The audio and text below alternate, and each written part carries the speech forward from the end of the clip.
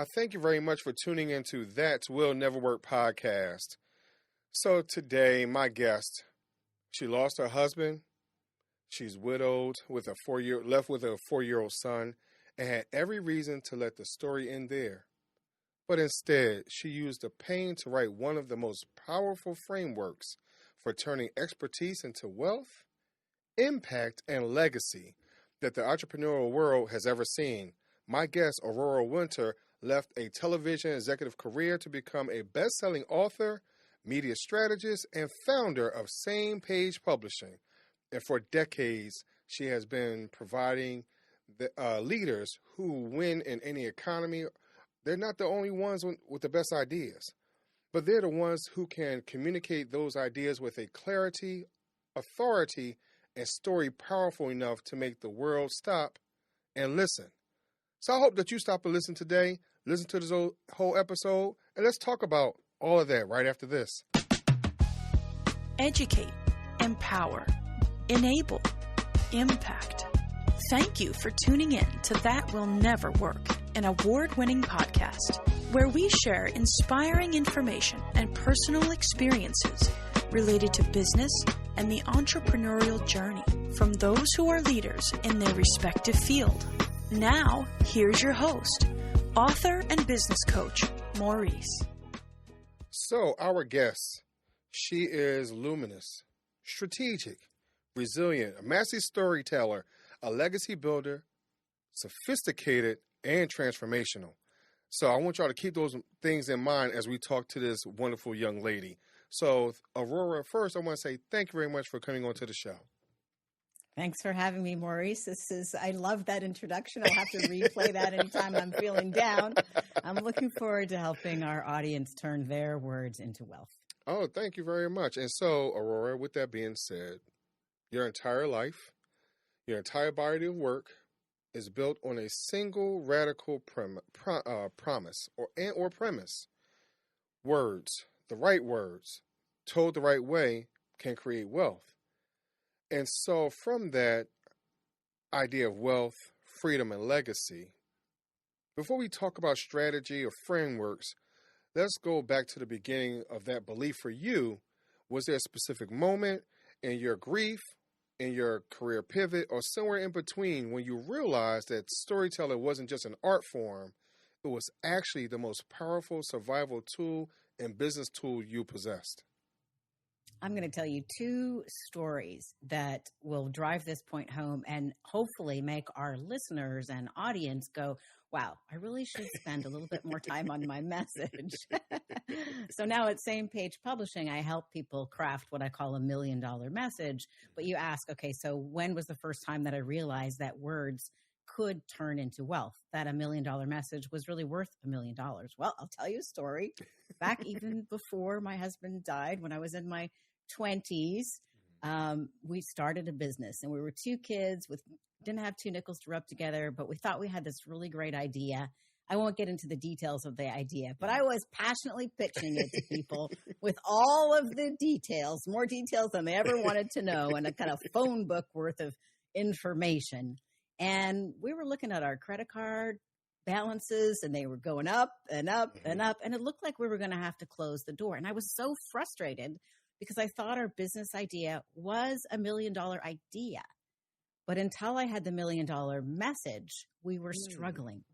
And 7 words turned that business from struggling to making $3 million in 1 week. It changed everything. It changed our profit margins from 12% to 24%. It ended up with radio stations and newspapers and magazines calling us. We were featured on the front page of a magazine. We were on the radio, and it was all because of 7 words.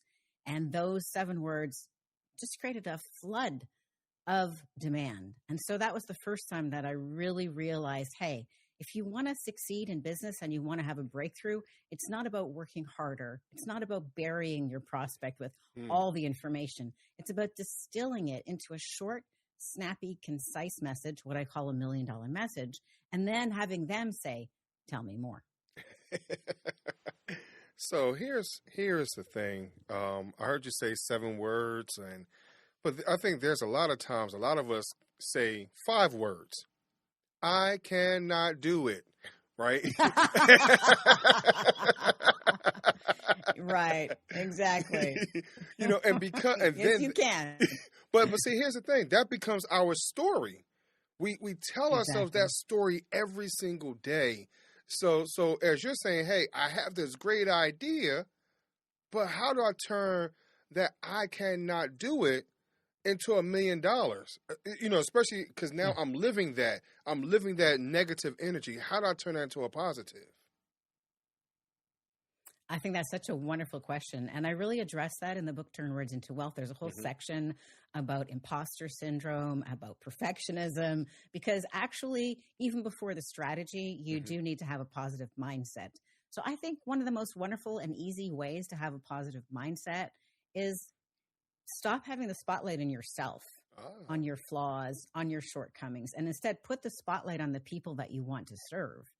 And I can tell you a little story about that. So, but when you put the spotlight on yourself, your energy is going to crumple. But when you're like, no, I'm here to help these people. I need to speak up. I need to speak clearly.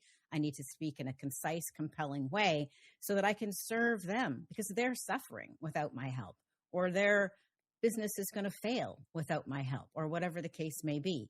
And so that really works for me. What about you? Have you ever tried that, Maurice, when you put the spotlight on the person that you're helping rather than yourself? So I do that all the time because I like there you go. That proves it works. and that's because a lot of times we don't feel like our story is meaningful enough. We also don't feel like people won't learn anything from it. So we don't understand our own value, again, that I cannot do it mentality, right? And then you turn around and have someone on the outside that's telling you that will never work. So now how do you balance that idea going back and forth? Because now you have these competing ideas or ideals, and I don't know how to get forward. So how do I utilize someone else's story to say, hey, you know what? Maybe I did make a difference in this person's life, and I see them excelling. So how do I utilize that in my own storytelling? Well, I think you need to collect all of those stories for sure, and especially in this age of AI. So AI is very good at producing generic content super quickly. And so we're getting inundated with so much generic content because AI basically has all of the content that's online, including, the person who posted on Reddit who's got 14 followers. And it takes the average of all of this and spits something out. If you do that, your brand is going to be destroyed. So instead, especially in this age of AI, we need to really lean into our 4 human superpowers because these are the things that make us distinct. So one of those 4 human superpowers is your stories. Your experience of people telling you that'll never work. And you're like, yes, it will. right? The reasons why you launched a couple of podcasts, right? Lean into those stories and collect the stories of the peoples whose lives you have transformed. So that's just one of the things, but I think that's the most important thing that we can do in this age of AI to stand out and build a valuable brand. Your brand is your most valuable asset. But the interesting thing is you don't, in some ways, you don't own your brand because a powerful brand is the stories that other people tell about you. It's the stories your customers, your friends, your family tell about you. When they talk about Maurice, what do they say? That is what your brand is. But a powerful brand, a valuable brand can be one of the biggest assets a business owns. You may at some point decide to sell your business and there'll be a line item, on your sale document that says goodwill. And it could be 6 figures. It could be 7 figures. And what is that line goodwill? Right. It's your brand. And so building a portfolio, shall we say, of stories that you have handy to share is one of the greatest ways to increase the value of your brand. And that's why I'm going to challenge you to get your videos on YouTube because you're a handsome man. We got to see your face, baby. Yeah, I appreciate that. So but here's the thing. And I'm going to use my own story in that, right? I'm based off of what you just stated, right? And so here is where you're talking about I don't own my brand. It's based off of how other people view me, see me, or whatever, right? Exactly. And so in that moment, How about I'm going to use business ideas or ideals being that feedback loop. Some of us don't Hmm. like the feedback that we Yes. get from that, right? All the haters online. It's the reason some of us don't like the feedback. I can't believe some of the awful things people say online. Right. Oh. But here's the thing, because I don't like that, and some of us, Mhm. because some of us founders, CEOs, we try to manage our brand, we try to control the situation, but not understanding the true value in that feedback loop. So how do I even use that feedback as that energy to now make myself better, to understand what my brand really, where it really stands, and to change it in the moment? How important is that That's such a feedback? great question. I don't think you should be looking for feedback from the haters that are commenting on X or what have you. Right. Instead, I recommend, working with a coach Hmm. and getting feedback from people who are paying you money. So if your clients are saying, Maurice, you changed my life, you helped me make more money, I'm feeling more confident, you helped me so much get over my perfectionism and procrastination, and now I'm doing my goals because of you. That is important feedback, because that's feedback from a client who's paying you, and that person may or may not, comment on your post, but those comments, feedback from people who are actually clients, those are the ones to listen to. And it's true, in 2026, we do all have to have a little bit of tougher skin than previously to ignore the haters who are online. Don't take feedback Right. from those people. Take them from your coach or from your spiritual advisor, or from your definition of God, or ideally from clients who are paying you money, and ask them what stood out to them, what was most helpful about their time with you. Now, I'm gonna be honest with you. I don't know how many times you can hear Rag the Richest story, right? Because it sounds like it's oversaturated, and so a Mm-hmm. lot of times that's the only story some people have. Mm-hmm. And so how do I capitalize on something that feels like it's so repetitive and looks like someone else's and doesn't feel like it's authentic per se? So how do I capitalize on my story if it feels duplicated? I love that. Well, actually, there are certain story structures that always work. So, what I teach in the book, Turn Words into Wealth, is different blueprints Hmm. that will work for stories.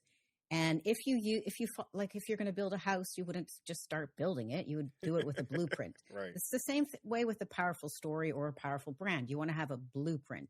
And you're pointing out that one of the blueprints that does work is a rags to riches story. And that one, is very commonly shared, especially in the business community. But it is just a subset of the hero's journey archetypal story. There's more than one story in Hollywood, but we've all Right. seen the hero's journey.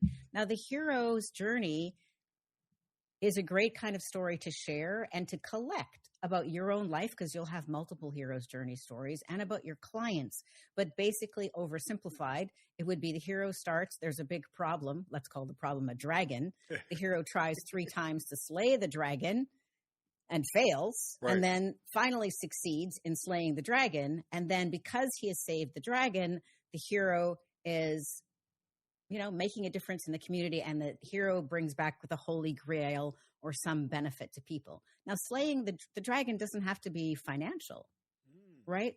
Star Wars with Luke Skywalker, that is that hero's journey story structure. And in the book, Turn Words into Wealth, I break it into the 12 different steps. But just for the benefit of getting to the point quickly, I think many people make the mistake of erasing the struggle from their story. But if you have hero picks up sword, kills dragon, that's not a story. Right. And it's certainly Right. not a hero's story. So it's the challenge that turns it into a hero's journey. And it doesn't have to be about money. So, for example, I have a hero's journey story about recovering from my husband's death. Mm-hmm. I certainly struggled many times to try to overcome his death. I was completely devastated when my 33-year-old husband died, leaving me widowed at the age of 31 with a 4-year-old son looking up to me with such trust. And, at first, I didn't even know if I wanted to be on the planet anymore. I thought I would take the exit plan. But that wasn't appropriate, because this 4-year-old boy would then have been an orphan. I wasn't Right. going to do that. Then I worked out at the gym like a demon because I thought that would help. And it sort of helped, but not really. Then I tried drinking. That didn't work.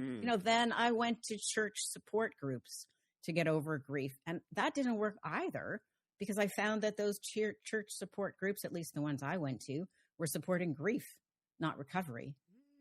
So until I really stumbled across the 9-step recipe to going from heartbreak to happiness, I struggled.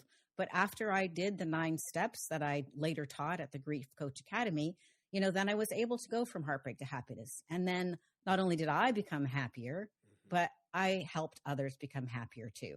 And people can read about that in a book called Grief Relief in 30 Minutes, How to Go from Heartbreak to Happiness Using the Peace Method. So that's an example of a little hero's journey. You just heard me do it. Right. There's no money in that story, but it's a true story. So you probably have some of those, and those are great ones to share. So, unfortunately, when we look at these movies, these TV shows, even read a book, Robin Hood, I don't care what it is, right? Unfortunately, we don't see ourselves as the hero in our own story, right? And then, unfortunately, when we're trying to explain to our clients, trying to tell their hero story, it feels a lot easier at times. But I even like I'm listening to your story and your journey. I can relate it to my own family. I didn't go through that journey myself, but I have family members that went through that journey. I understand what that means and what that looks like. And it may not have been necessarily from a death perspective, but what if it's been someone recovering from war, right? There's other ways to look at that story, but see, I'm also a creative. Aurora, what if I don't feel like I'm creative?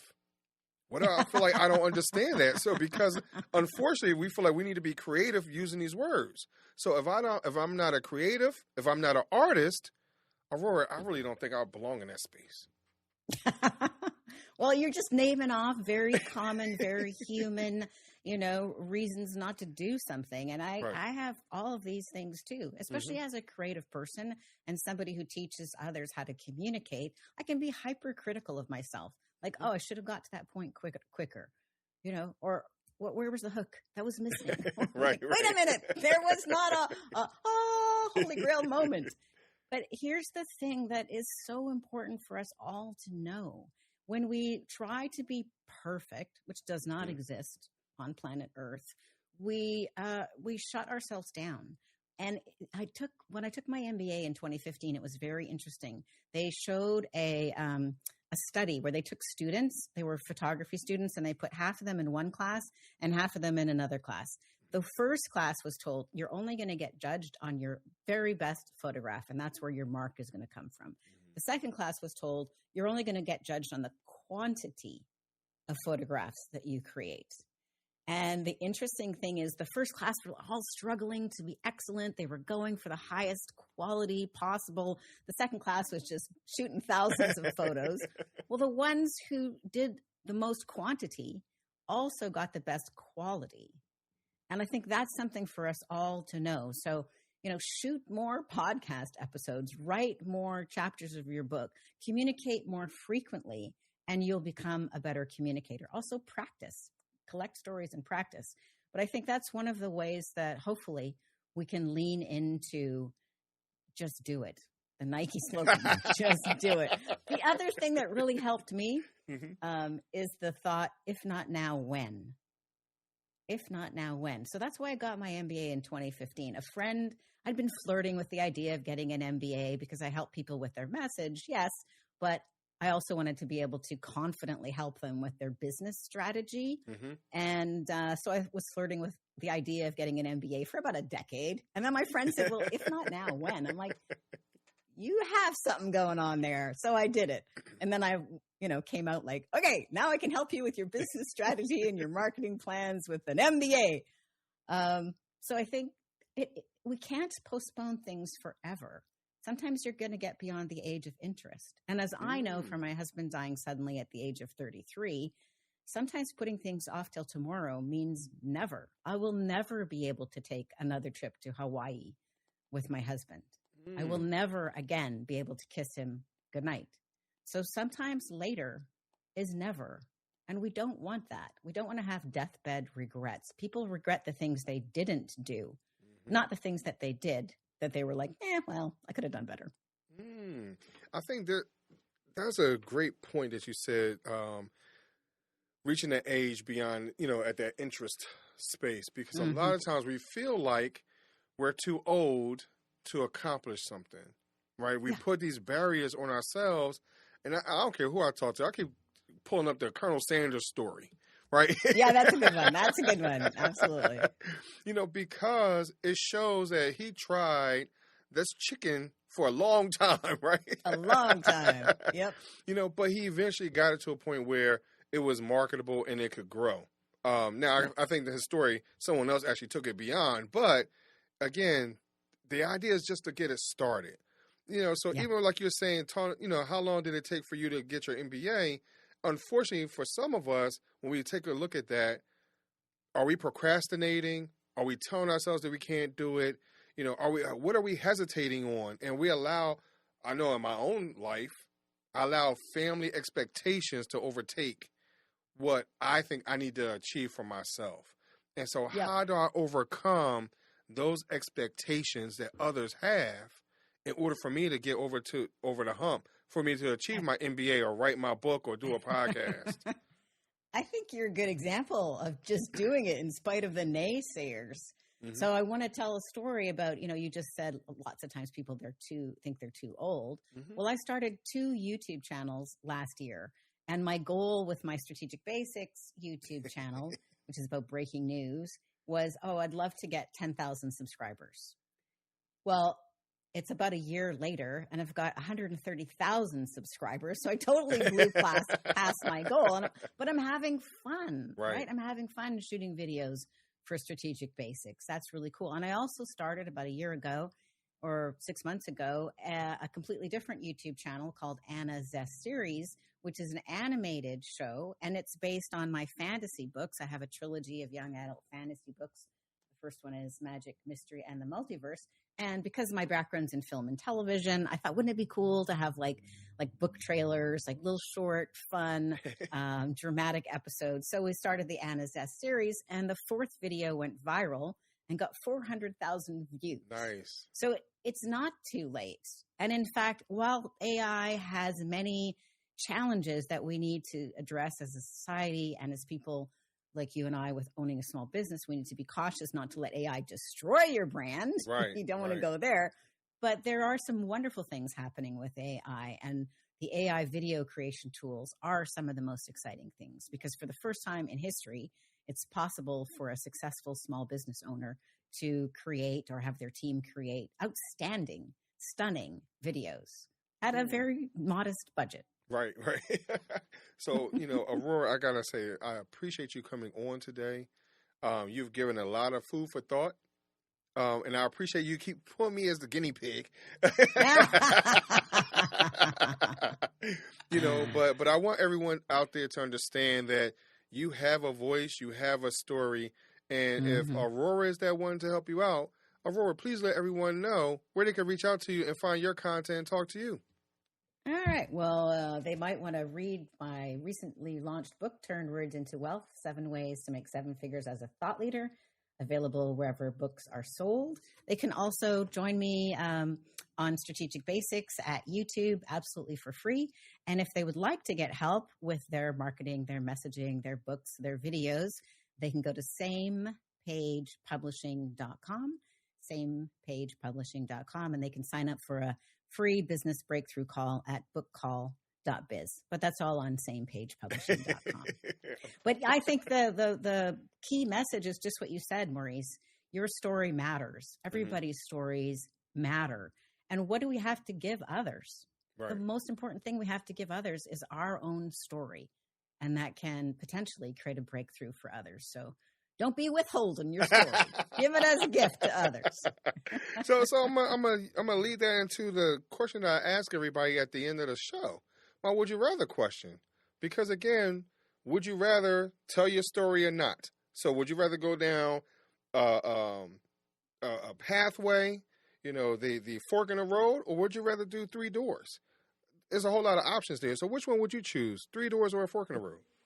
I'm going to go with a fork in the road just because I'm a big fan of Robert Frost, and I loved his poem along that lines about choosing the path less traveled. Oh, okay, cool. I appreciate that. So, Aurora, I thank you very much for coming on the show. My pleasure. Thank you. And, of course, everyone, all her information will be in the show notes, but I have to leave you with a challenge. I need you to write down the one book you've been meaning to write, outline, or begin for more than 6 months. Just write down the title, the person it's for, and the single most important transformation it will create. Then commit to one visible action this week toward making it real. An outline, a recorded voice memo, maybe even a video, or a message to someone who can help you move it forward. The book that doesn't exist yet is not just a missed opportunity for revenue, but is a missed opportunity for everyone whose life it would change. I thank you very much for listening, and I'll talk to you just a little bit later. Thanks for listening. Follow Maurice Chisholm on social media to stay connected and check back weekly for new episodes. Until next time, that will never work. Or will it?